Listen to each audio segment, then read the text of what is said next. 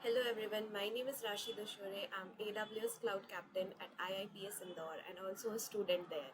Today we are going to understand a very new topic based on cloud and AWS, which is unleash the power of cloud and DevOps with AWS. Today we are going to understand what is cloud, what is DevOps, what is AWS, how you can get started in all of them. So even if you are a beginner, don't worry, we are going to understand on a very basic level. So let's get started. So what will we learn today?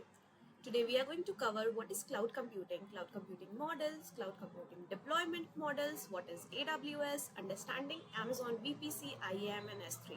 And if you don't know about them, don't worry, I'm just going to define them and it's on a very beginner level. And if they sound difficult to you, what is VPC, what is IAM, what is S3, don't worry, these are only AWS 3 services and they are very helpful when you are going into DevOps side with AWS and cloud. Then we are going to cover what is DevOps and then containers at AWS. And at the very last, we are going to do some quick questions which are depending on the topic we have covered today. So let's move forward. What is cloud computing? Cloud computing is the on-demand delivery of IT resources over the internet with pay-as-you-go service. Instead of buying, owning, or maintaining physical data centers and servers, you can access technology services such as computing power, storage, and databases on the as-needed basis in the by the cloud provider like AWS, which is Amazon Web Services. So, what does it mean? Imagine you need some database and some storage to create your application. So what do you think you will do in the traditional computing? You will need servers and you will need databases in the on-premises, which is very difficult for someone like a student like us. So what we will do? We will just go on AWS or a cloud platform and we will let them know that we need database and they will provide us database, and how much we use we will have to pay them. And for example, I don't need it anymore. I don't need any server or resources anymore. I will let them know and my payment will be done. Cloud computing has agility, saves our money, has cost saving, is elasticable, you can scale it or shrink it anytime and deploy globally in minutes. Cloud computing is present globally. So you can deploy your application sitting in India and deploy it in the USA. Isn't it amazing? What are cloud computing models? Well, cloud computing has three models. First is infrastructure as a service, then platform as a service, and software as a service. In the infrastructure as a service, you take infrastructure from the cloud. That means you take the basic building blocks for the cloud IT, and it typically provides you the networking features, computers, and data storage spaces. Whereas in the platform as a service, it gives you a platform. It removes the need for organizations to manage underlying infrastructure. It has the infrastructure, you have to create your own platform there. It provides you hardware and operating systems. And in the software as a service, it's just my favorite. You just need to ask for the software. You don't have to worry about the infrastructure or the platform or where is it running and how it is being deployed. You will get the software. You don't have to think about how the services are maintained and how the underlying infrastructure is managed. You will only need to think about, you will use the particular piece of the software. It is a software as a service cloud computing model. Next, we have cloud computing deployment models. There are again three types of cloud computing deployment models, which is cloud, hybrid, and on-premises. Now, what does this mean? Imagine you need your fully deployed application on cloud, then you will use the cloud deployment model. Whereas you need some of it on cloud and some of it on the on-premises servers, then it will be called hybrid deployment model. And on the on-premise, you will get all the deployment on your on-premise servers, which are provided by cloud provider, and it is also called private cloud. Then what is AWS? You have seen I have constantly mentioning AWS as cloud provider. So what does a cloud provider mean? Well, Amazon Web Services, also known as AWS, is a comprehensive evolving cloud computing platform provided by Amazon. It includes a mixture of infrastructure as a service, platform as a service, and software as a service. AWS offers tools such as compute power, database storage, and content delivery services. Well, AWS provides you the resources you need while working on cloud. Currently, AWS has more than 200 services and tools where you can do your work on cloud depending on your need. For example, it's machine learning, AI, storage, compute, functions, anything. AWS ask for it and AWS has it. AWS is globally available. It has 33 launched regions, 105 availability zones, and 600 plus points of presence. So you won't believe you are sitting in India and you can deploy your applications all around the world and you can access it globally. It has a global infrastructure and you don't know where your application is deployed and you can choose where it will be deployed. AWS has some very famous customers. You can look into them such as Sony, Z5, Zomato. Now let's understand what is Amazon VPC, IAM and S3.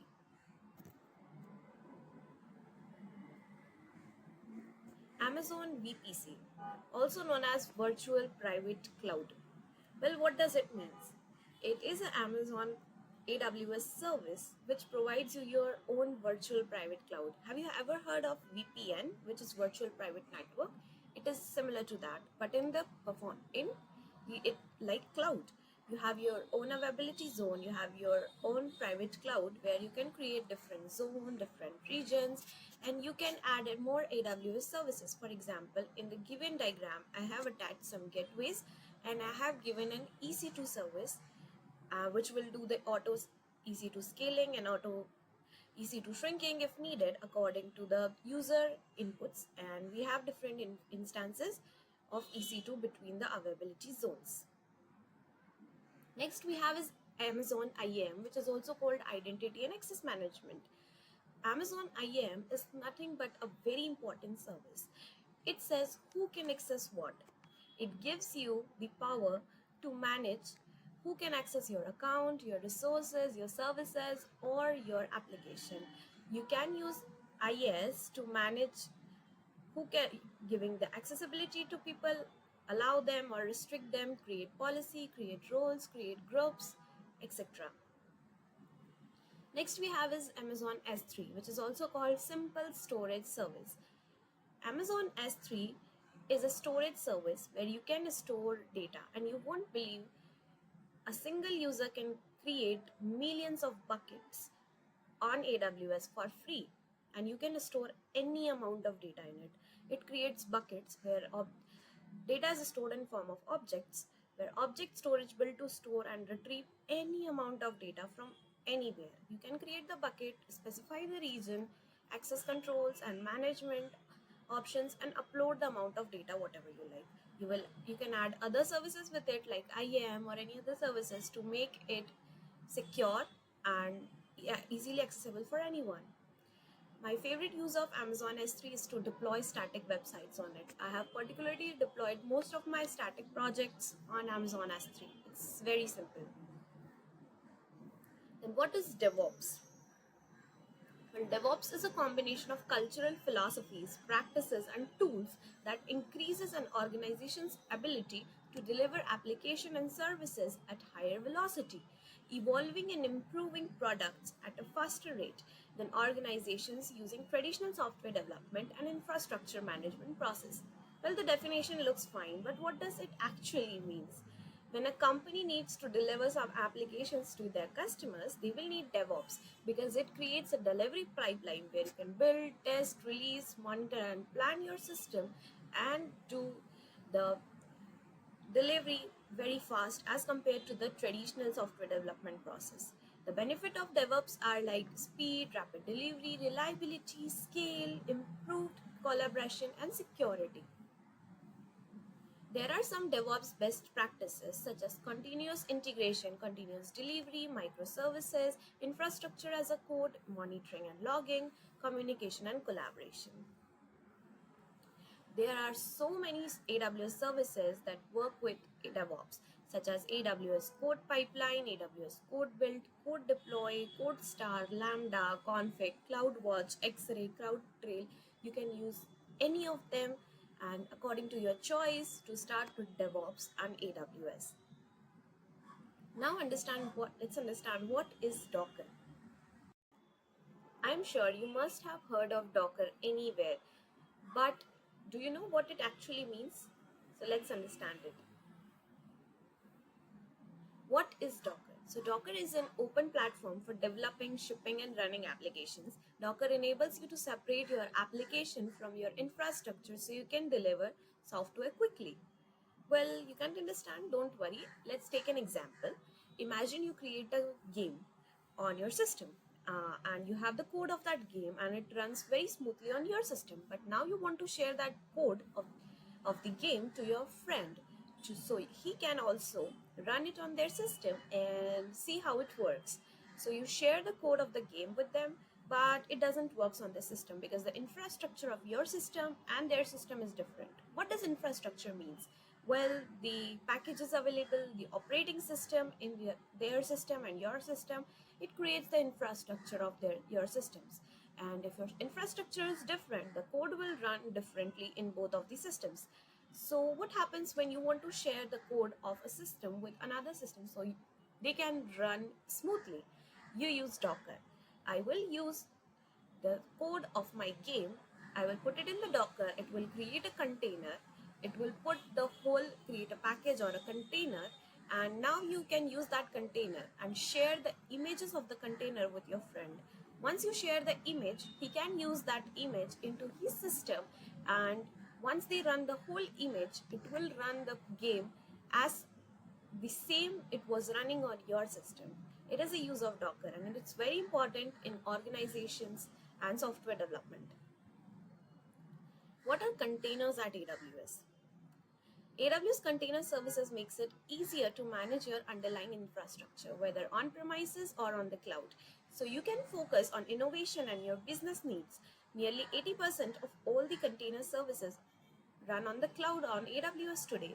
Customers such as Samsung, Expedia, GoDaddy, and Snap choose to run their containers on AWS for security, reliability, and scalability.